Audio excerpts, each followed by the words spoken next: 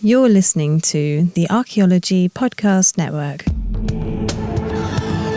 You are now entering the Pseudo-Archaeology Podcast, a show that uncovers what's fact, what's fake, and what's fun in the crazy world of pseudo-archaeology.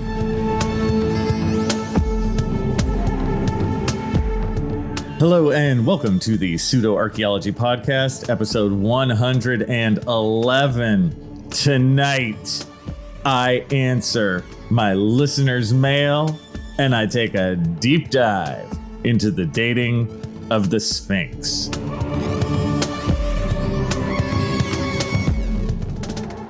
So here we are, and I know that you're shocked and maybe appalled that I would lower myself, that I would dirty myself by answering the emails and messages and missives of my audience. But I decided to, hey, what am I going to do? It's a slow Thursday. I don't got too much going on. So you know what? I am going to do this. Whew. It does take a lot of bravery on my part. So I'm going to center my chi.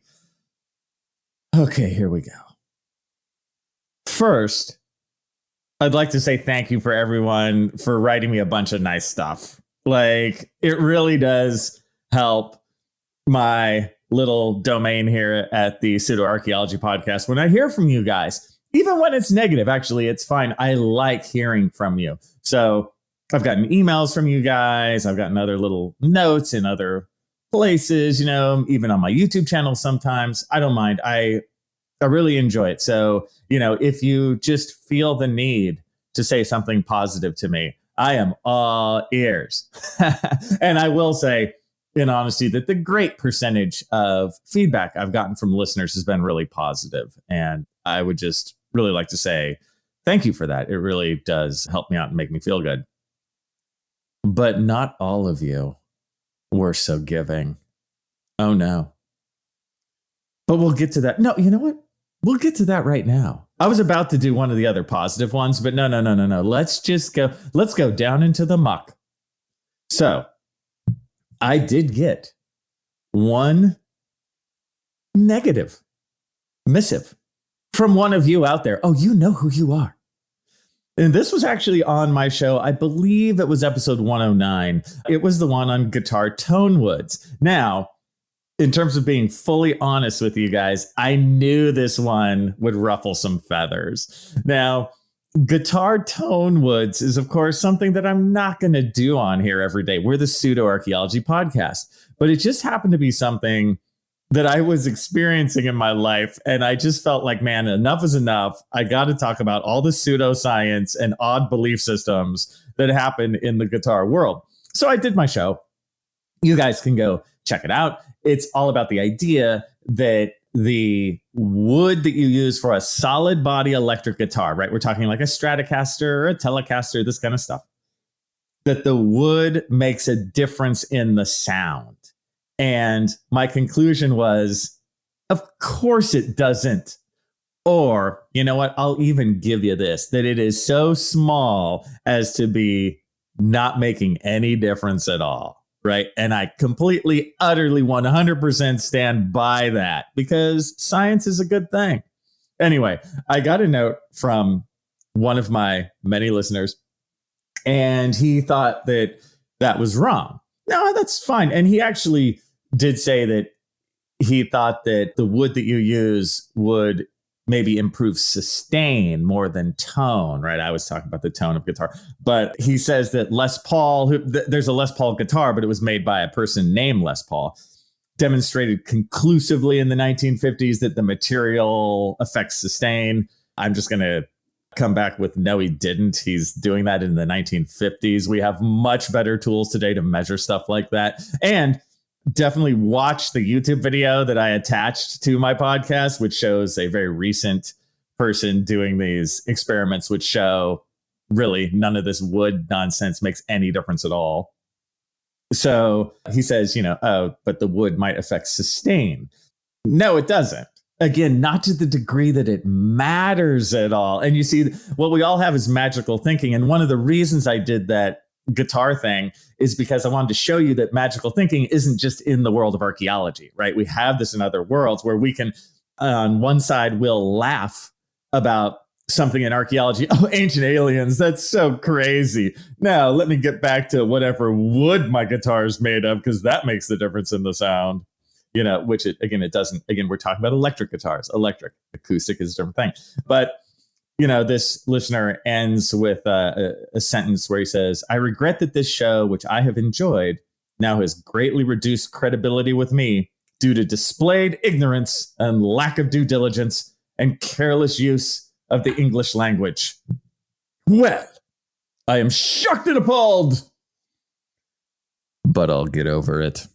So anyway, even if you're super angry at me, that's okay. You know what I actually do appreciate is, although I utterly, absolutely disagree with this person, that he did write a paragraph or two and kind of explain that, in the 1950s, Les Paul, the person did show some sustain using different kinds of woods and this kind of thing. Like, he explained why he didn't like that show. And I totally appreciate that. Like, that's okay. Again, I can disagree 100% with this, but that's okay. He had his side and he explained it. That's much better than the, hey, Kinkella, you suck once. So even though I disagree, hey, man, I do appreciate it. Now, the other one that I'm really going to focus on for the rest of this show, or a big part of it, I got an email from another listener who was really curious about the Sphinx, right? I did a show, I think it was the last one, maybe 110, about the erosion hypothesis in terms of dating the Sphinx and how foolish and silly that is and has nothing to do with real science. And that's another one that I totally, utterly, 100% stand behind, because science is a good thing. But the listener didn't have a problem with that.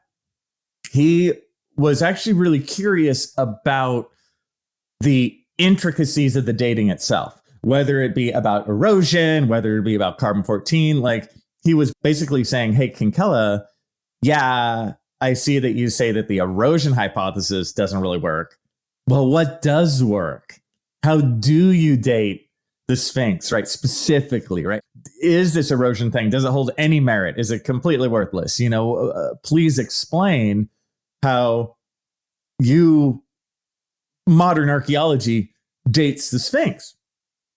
And I thought that was a great point, because I hadn't really talked about that. Sure, we sat there and had a laugh at the erosion hypothesis foolishness, but hey, maybe sometimes it's worth it to talk about the reality on the other side and do a bit of a deep dive. And as I told him, sometimes I'm a little worried about doing that, because sometimes it can get really technical and really long, and it might make the show too long. It might be kind of hard to understand, might be kind of weird, but I hear him loud and clear. So I think with the rest of this, I'm going to attempt to do that. I am going to take us down the path of how we would date the Sphinx, how modern archaeology would do this. And by extension, this is the type of studies we do if we're going to date anything cultural from the last couple thousand years. So as I go through this, realize that wherever you are in the world, if we're trying to get a real date, this is how it's going to be largely done. So when we come back, the reality, which we so rarely get on this show, the reality of dating the Great Sphinx. What's the easiest choice you can make? Window instead of middle seat? Picking a vendor who sends a great gift basket? Outsourcing business tasks you hate? What about selling with Shopify? Whether you're selling a little or a lot, Shopify helps you do your thing, however you cha-ching. Shopify is the global commerce platform that helps you sell at every stage of your business. From the launch your online shop stage to the first real life store stage, all the way to the "did we just hit a million orders" stage, Shopify's there to help you grow. Whether you're selling scented soap or offering outdoor outfits, Shopify helps you sell. Wherever and whatever you're selling, Shopify's got you covered. Sign up for a $1 per month trial period at shopify.com/try. Go to shopify.com/try now to grow your business, no matter what stage you're in. Shopify.com/try. Hello, and welcome back to the Pseudo Archaeology Podcast, episode 111. And I'm your host, Dr. Andrew Kinkella, which I believe I didn't say last time, but it's kind of understood at this point. So we were talking about the mail that I get from my listeners, and specifically one that I really appreciated about the Sphinx, about dating the Sphinx, and how we would really do this. Now, the listener did at first have some questions about erosion. Does modern archaeology use erosion as a dating method? And my answer would be mostly no. And what I mean by that, and what we really have to realize when we're dating something like the Sphinx or anything in archaeology, is we're going to use everything we have, right? We're going to use as many dating methods as possible. If we have carbon-14, we're going to use it. If we have potassium argon, we're going to use it. If we have artifacts that date to a certain time, we're going to use those. We use it all. And we hope that everything generally crosses at a certain date range, which in my experience, the huge percentage of that, it really does. And it's super satisfying when it happens. You're like, hey, man, job well done. We're actually using science. We found some artifacts. We found some stuff we can date. And it all seems to be from 1,000 years ago or whatever it may be. In the case of the Sphinx. All right. So what do I mean with erosion? Mostly no. What I mean is all those other things I listed, like the types of artifacts you find in association with it, any carbon-14 dating, if you can do it. And there are other dating methods too. They're all better than just trying to guess at erosion, because there's so many factors of erosion. Erosion happens on a geological scale, right? Thousands upon thousands of years. With erosion, you're not going to get some date range of like, oh, plus or minus 2 years. You're not going to get that, right? It's thousands upon thousands of years. It depends on the formation of the stone itself. And again, I went over this last time, that really just straight looking at erosion on something is not a good way to go. It's better than nothing. So if we had no other dating method, but all we could do would be to look at the side of the Sphinx and how much it was eroded, I would be like, okay, right, let's do it. And they were saying it took, 10,000 years or something like that. And I'd be cool with that if we had nothing better. But we have a ton of stuff that's better to date that. First, we have the context, right? This is where in time and space the Sphinx is and what it's related to. The Sphinx is obviously related to all that other stuff, all the pyramids and the buildings right nearby on the Giza Plateau. And in those buildings and in the layers that relate to the Sphinx, we have artifacts from the time that the Sphinx is from, right? Meaning like you can find bits of pottery, you can find broken tools, this kind of thing, that all date to the Old Kingdom, to around, if you want to round it, around 2500 BC, give or take. Is it 2600 BC? Is it 2400 BC? It's right in there. So 4,500 years ago. So we have really good, what I would call contextual data or cultural data, meaning that human beings made these tools, human beings made this pottery, and we can find it in association with the Sphinx, meaning related to the Sphinx, close by to the Sphinx. It just makes natural sense. But you could say, hey, you're just associating it. You're not dating the actual Sphinx itself.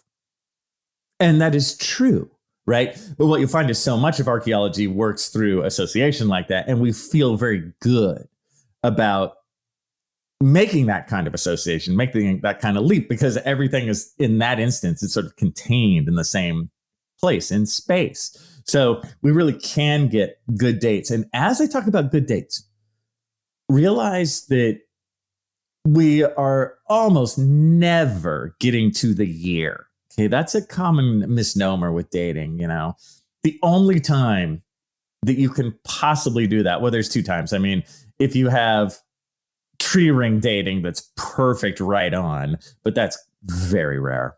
Or if you have some sort of written records that a human being wrote it and said, hey, this year this happened. But even that, human beings lie. Damn them and their lying ways. But either lying or not, those are pretty damn good. But in the world of carbon-14 and these other, what we'll call radiometric dating methods, they all have a range. And when we go into the deep dive on that, I'll talk a little about that range. By range, I mean, plus or minus 100 years or plus or minus 30 years, right? They're all going to have that range. We're not getting this to the year. But I am completely satisfied with how the Sphinx is dating. Now, if the context thing doesn't make 100% sense to you, think of it like this. 1,000 years from now, you go to New York and you're digging at the place where the World Trade Center once stood. And you find these two huge foundations of buildings that were once there. And even with all the cleanup, maybe you still find some debris there, as they covered it over. And you can't date those foundations because they're just made out of concrete, let's say. You can't find anything else. You're gonna find a bunch of artifacts right there, though, that come from the late 1990s and maybe into 2000 or even 2001, right? Now, you're not going to be able to date it perfectly, but you're going to be like, I find a lot of human material from like the 90s.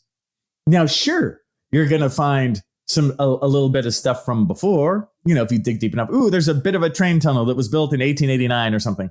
But overall, you're going to find a pile of stuff from, the couple decades before. The building itself was built in the 70s, the 60s into the 70s.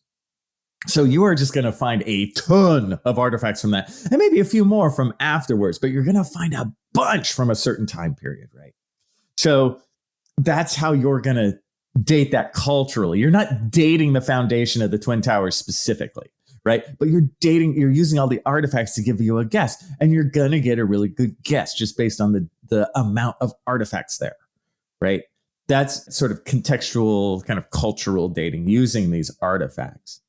Now, yes, we can do that with the Sphinx, but guess what? We can do better, because the Sphinx was actually made with a bunch of mortar, especially on the inner parts of it, to stick this stuff together. And inside the mortar and inside the voids and stuff where the construction workers were just filling stuff in, there are bits of broken pieces of pottery and bits of tools from the time, which of course all date to the Old Kingdom, about 4,500 years ago, 2,500 BC. They all date to that, but I can even do you one better. There were a couple bits of charcoal in it too. So we can carbon-14 date parts of the Sphinx. That's great, because the charcoal was in the mortar, and they even found little plant fragments and stuff too. So remember that carbon-14 can only be used on things that were once living, once organic, right? Organic matter. So we actually have that. And they did run some of this stuff. They ran it for the Sphinx, and they ran it for some of the stuff they found, like in some of the other pyramids in Giza, like Giza Plateau stuff. They ran a bunch of these carbon-14 dates. And initially, they came off as 200 to 300 years too old. Now, let me stop right there and say, check this out. We're nowhere near that 10,000 year line. We're nowhere near that. Oh, the Sphinx is ancient. Look at the water erosion, right? That is all completely out the window. Total BS. They are wrong, right? Done. Now we're having the argument that real scientists actually have, which is like, hey, this is about 200 years too old. Like, I wonder why, right? Of course, the pseudo-archaeology world will cherry pick this and go, archaeologists don't agree on age of Sphinx. Age of Sphinx too old. But they'll never say by 200 years, not 10,000 years, right? So typical. So what's the deal with this? You're 200 to 300 years old. I would have been fine with it. I just like, 200 to 300 years old, no big deal. There's just a little bit of incorrect dating. But there's an article from 2009 in the journal article Radiocarbon.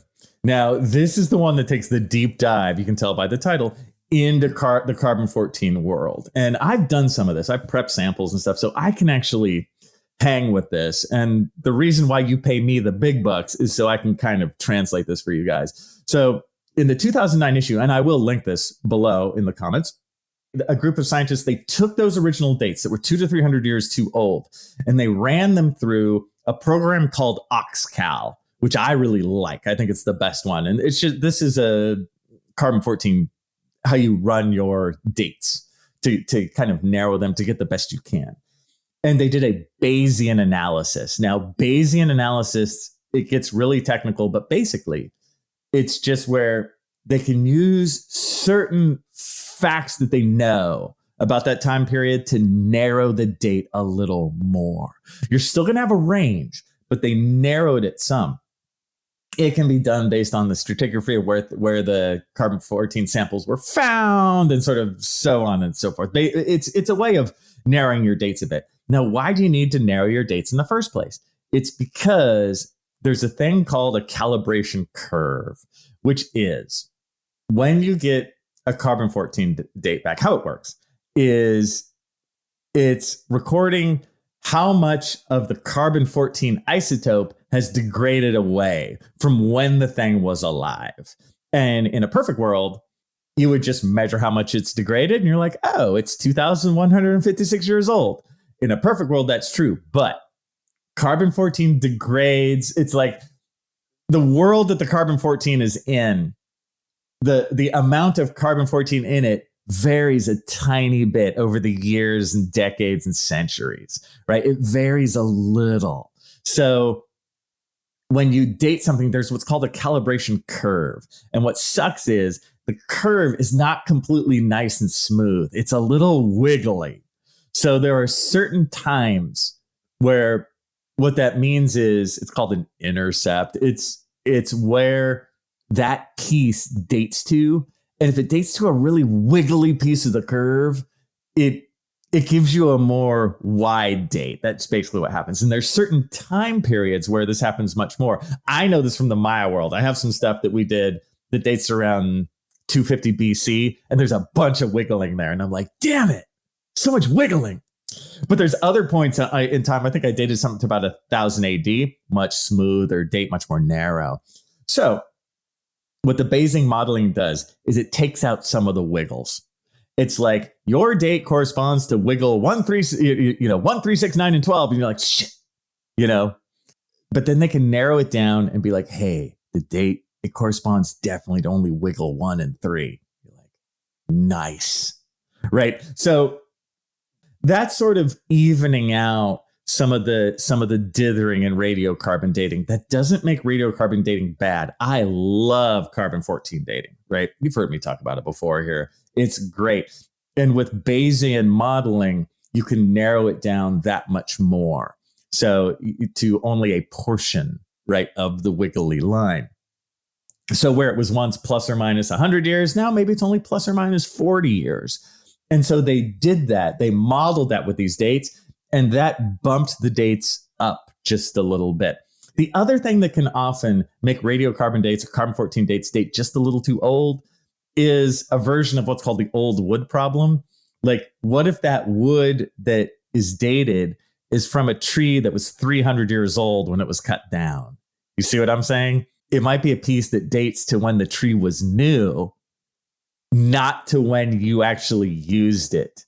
It's like, if the tree was planted in 0 AD, chopped down in 300 AD, and that's when it was used, you might burn a piece of that and it'll give you a date of 0 AD. Does that make sense, you guys? You see how it gives you a little bit old?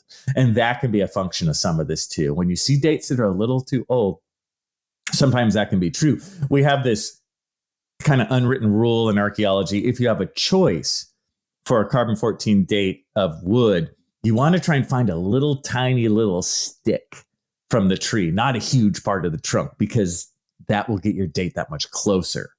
So just kind of an interesting bit there. So ultimately, with the narrowing of the carbon-14 dates from plant material found in the Sphinx itself, in the mortar, you get dates that go, I wrote them down just for laughs. They narrowed it to between 2558 and 2361 BC. That is the 2 sigma. That means that is the 95% probability, which is really, really high.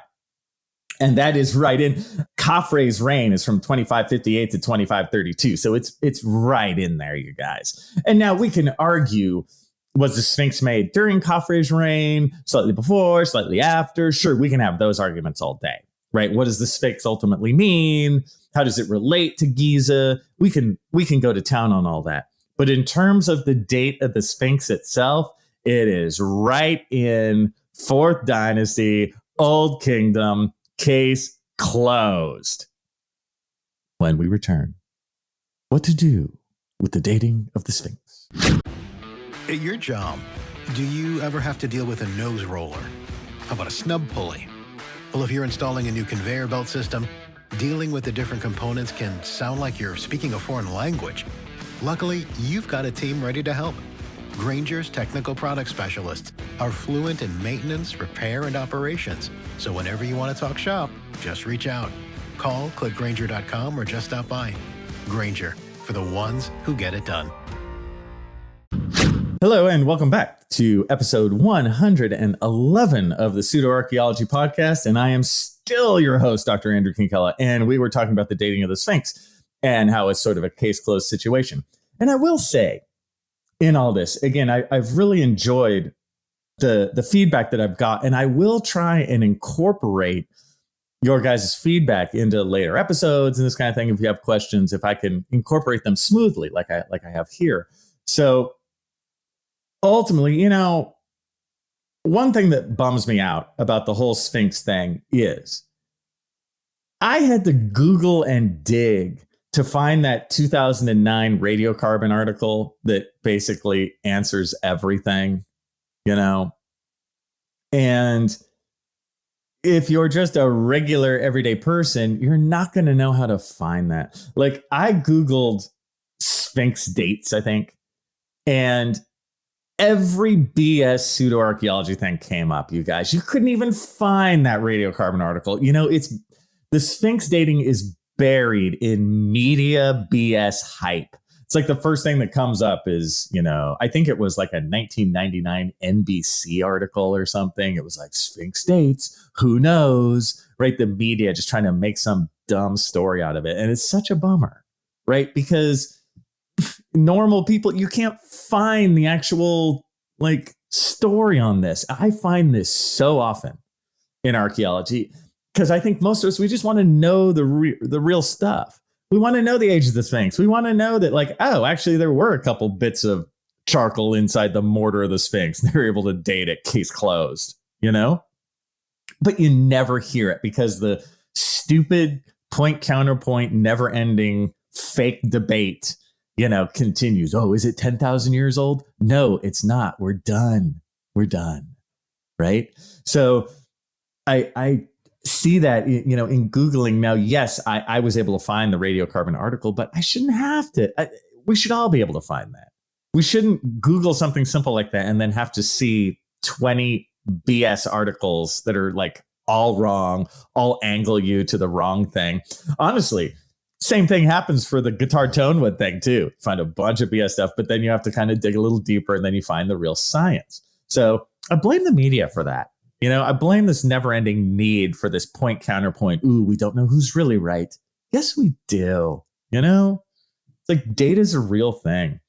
The other thing, I was looking up some dating methods in general to see, I wanted to see if there was anything to the like erosion hypothesis or any sort of backdoor way I could deal with it. Like I could go, oh, we could talk about the erosion hypothesis in terms of this kind of dating or something. I couldn't really find anything because, of course, the short answer is, can you date stone? No. Unless you're doing something like potassium argon or argon dating. And that's basically lava flows. And that's age of dinosaurs stuff. When you're doing something like that, you're dating something that's 100 million years old and you go like plus or minus 100,000 years. That kind of dating is pointless for anything dealing with modern humans in any way. Like I've never used potassium argon or argon dating. We just wouldn't do it. But I've used carbon-14 dozens of times. So in looking that up, I think I just sort of typed in like modern dating methods or modern archaeology dating methods. The hit that comes up the most is a book that's called Mythology of Modern Dating Methods, published by, wait for it, the Institute for Creation Research. Although, if you have an institute with an oxymoron in its title, that can be kind of cool.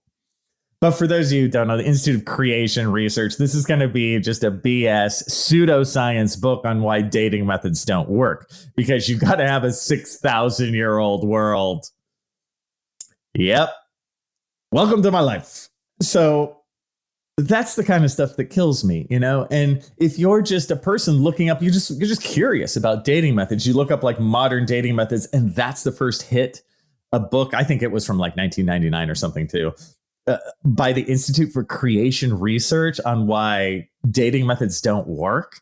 When I look at this stuff, and it's a very instructive educational experience for me to just Google this stuff like anyone else would.